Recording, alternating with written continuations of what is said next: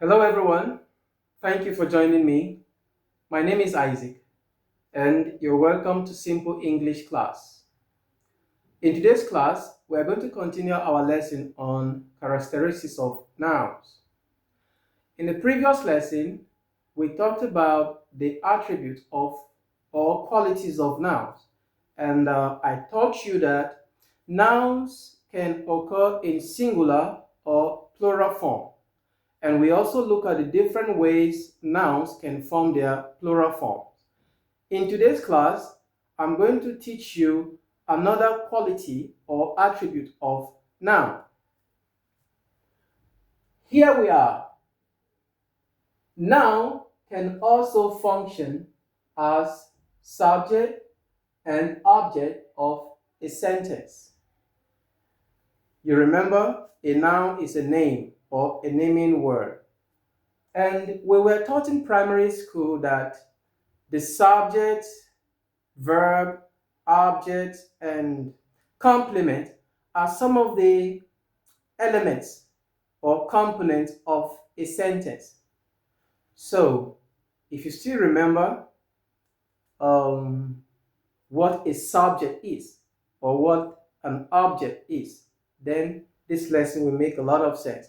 But if you don't quite recall what a subject or an object of a sentence is, don't worry, we're going to look at those as well. In today's class, however, we're going to focusing on the functions or function of a noun, which is that a noun can function as a subject of a sentence. What is a subject? A subject of a sentence is simply the performer or the doer of the action in that sentence. The verb can then be the action itself, while the object receives the action. So, the doer of the action can be a noun, and the receiver of the action can also be a noun. When you have a sentence like this one, for example, this one, Alex shot an elephant. Alex is a noun and is also the subject of this sentence. Shot is the action that Alex is performing, while elephant is also a noun, is the name of an animal. So the elephant is receiving the action of shooting by Alex. So the elephant becomes the object. Let's put O, B for object. And then, okay, let's add J, OBJ for object. Then we have SUB for subject. Alex is the subject. Elephant is the object because Alex is the one doing the action while elephant is receiving the action. So a noun can be the subject of a sentence and it can also be an object of a sentence. There's another example here. Cats. Okay, this is a plural noun. Cat, chase, mice. This is a plural form of mouse. Cat, chase, mice, and dogs chase cats. Here we have a compound sentence. There are two simple sentences here, and we put them together using this coordinating conjunction. So there are two subjects, two objects. This is the first subject, cat, and this is the object, mice. So we have our subject here and object here. Another simple sentence is here. We have dogs as the subject and cat here as the object. So We have two simple sentences here. Remember, every sentence we have this basic component. It's going to be a subject, a verb, and either a complement or an object. So you have your subject as cat. This is the verb. Then mice is the object. Dogs is the subject. This is the verb, and then cat is the object. Put together, you have this compound sentence, a compound sentence. But what we're looking at is basically the components of this sentence. And the most important one is the subject. Subject, and the subject can, the function of the subject can be carried out by a noun. We have another example here. The river Niger. The river Niger, we can call this a noun phrase or a noun. Remember, this is a proper noun. A proper noun, the river Niger or river Niger. This is the verb, and this is the object. River Niger flows into the Atlantic Ocean. We have a simple sentence here. This is the subject here, and the object here. So a noun can function as the subject of a sentence, and it can also act as the object of a sentence. What is the subject of a sentence? You remember your primary school definition.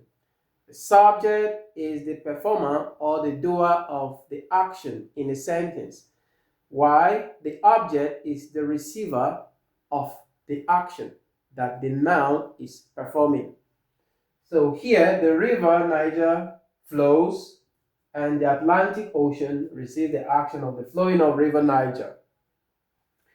Cats do the action of chasing, and the mice receive the action of the cats chasing. Here, dogs perform the action of chasing, while cats receive the action of chasing by the dog. Alex did the shooting. The elephant received the action of shooting done by Alex. So, elephant, object, Alex, subject. Cat, subject, mice, object. Dog, subject, cats, object. The river Niger, subject, the Atlantic Ocean, object. So, it is not every sentence, take note, it's not every sentence that will have a subject and object. Some sentences have just subject, and what counts might be a predicate or a complement.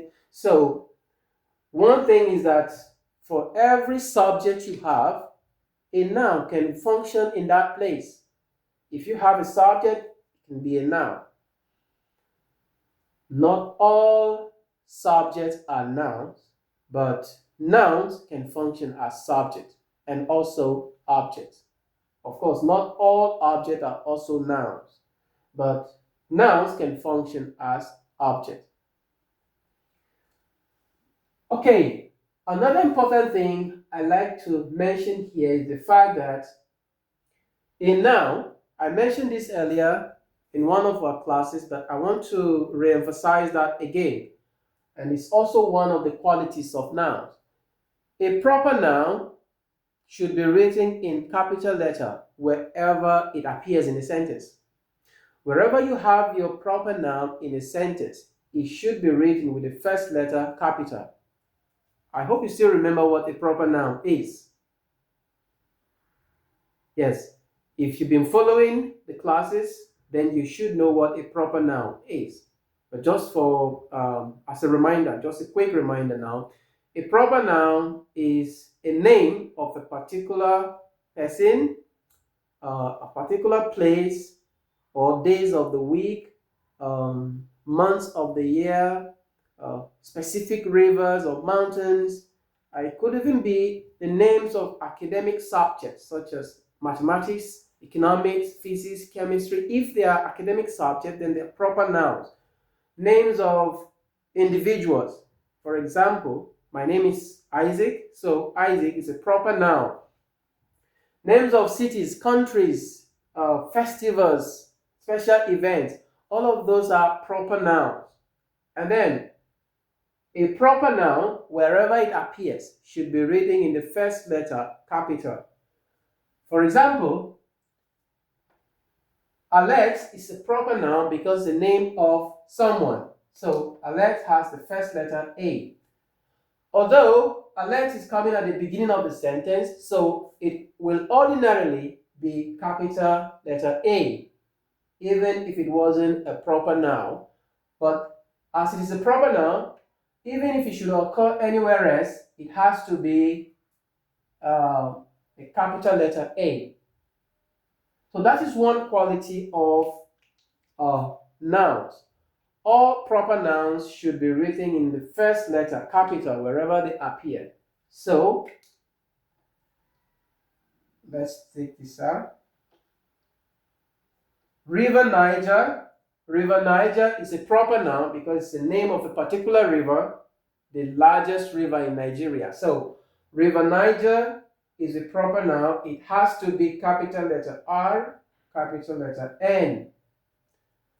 Atlantic Ocean is also a proper noun, is the name of a particular ocean, the ocean that lies between the continents of Europe and Africa and North America, and of course South America. So the big body of water that lies between the continent of Americas and Europe and Africa is Atlantic Ocean. So that's the name of the ocean. Atlantic Ocean then is a proper noun because there are other oceans as well. But the one that is between Africa, Europe, and America is Atlantic Ocean. So Atlantic Ocean is a proper noun. It has to be written with the first letter capital. You have capital letter A, capital letter O, wherever it appears. But if this was a common noun, then I won't have to write capital letter A and capital letter O because common nouns should not have the first letter written in capital letter, except if they come at the beginning of the sentence.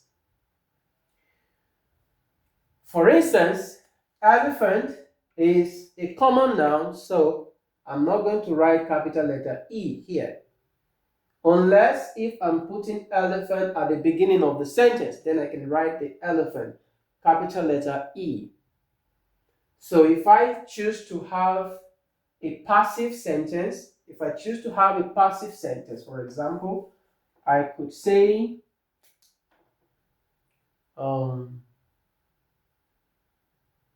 this might not sound very nice, but just to give you an example, elephant, no, this is not a very good sentence.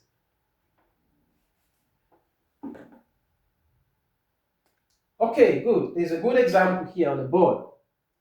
Let's take this for example. Cat. Cat is a common noun, but since cat is coming at the beginning of the sentence here, I will have to write capital letter C, even though cat is a common noun. So I have capital letter C. You see, mice is a common noun. I don't need to write capital letter M. Dog is a common noun, so I don't have to write capital letter D. Cat here is a common noun, so I don't have to write capital letter C. A very good example. So if your common noun comes at the beginning of the sentence, it can be capital letter, but if it's occur in the middle of a sentence, no capital letter at the beginning of that noun. However, if that noun is a proper noun, then you have to write it in capital letter wherever the noun appears in your writing. It could be in the middle of the sentence, at the end of the sentence, at the beginning of the sentence. The first letter should be capital. For example, if you want to write the country Nigeria, wherever you write Nigeria, since it's a proper noun, it has to be capital letter N. Good. Nigeria is a good country. Country is a common noun, so I don't need to write capital letter C, but Nigeria is a proper noun, so I have to write capital letter N for Nigeria. That's it. So nouns function as subject and as object of a sentence. If you have a proper noun, then write the first letter of that proper noun in capital wherever the noun appears in the sentence. Okay, so these are some of the attributes or characteristics of nouns that we have. Remember, a noun can be plural, it can also be singular. A noun can function as the subject of a sentence. It can also function as the object of the sentence. Object is the doer of the action. Subject rather is the doer of the action, while object is the receiver of the action.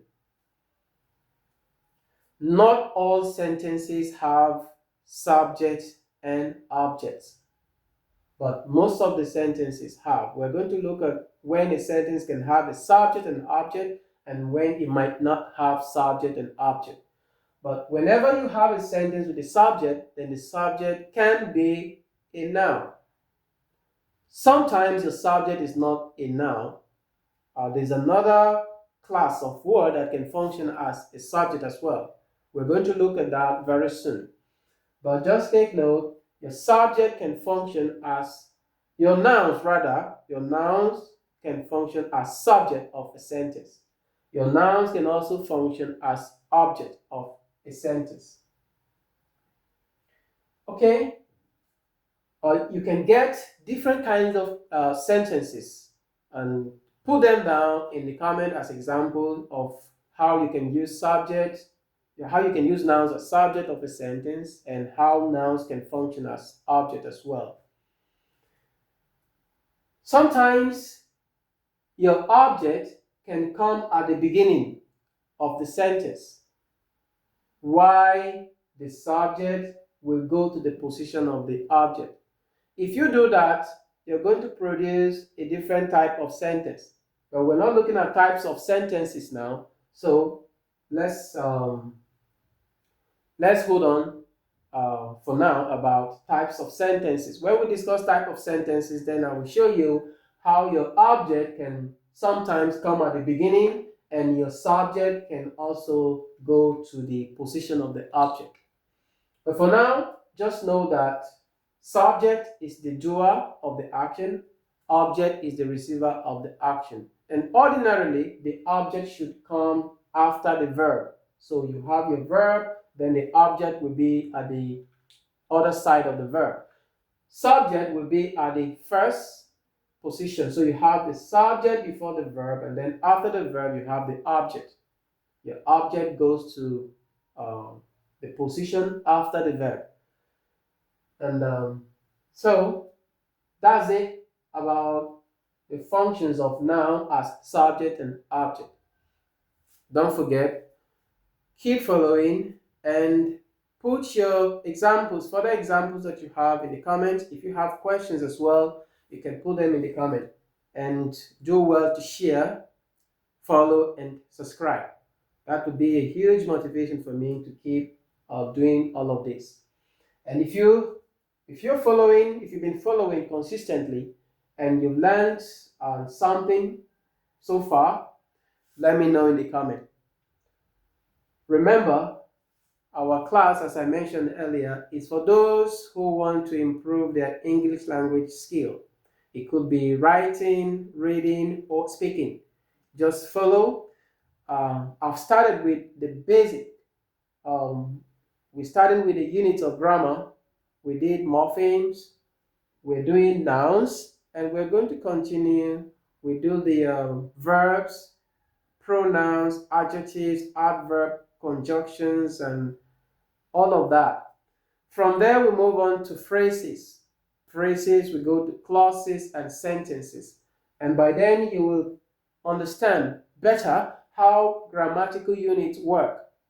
Remember, the grammatical units are the building block of your text. It could be a speech or a text. You have to put together these words and phrases and clauses together to form sentences. So stick around. As you stay with me, we're going to discuss all of these grammatical units in detail and how they function to produce sentences and even whole text or compositions that you have. Thank you so much. I'll see you in the next class.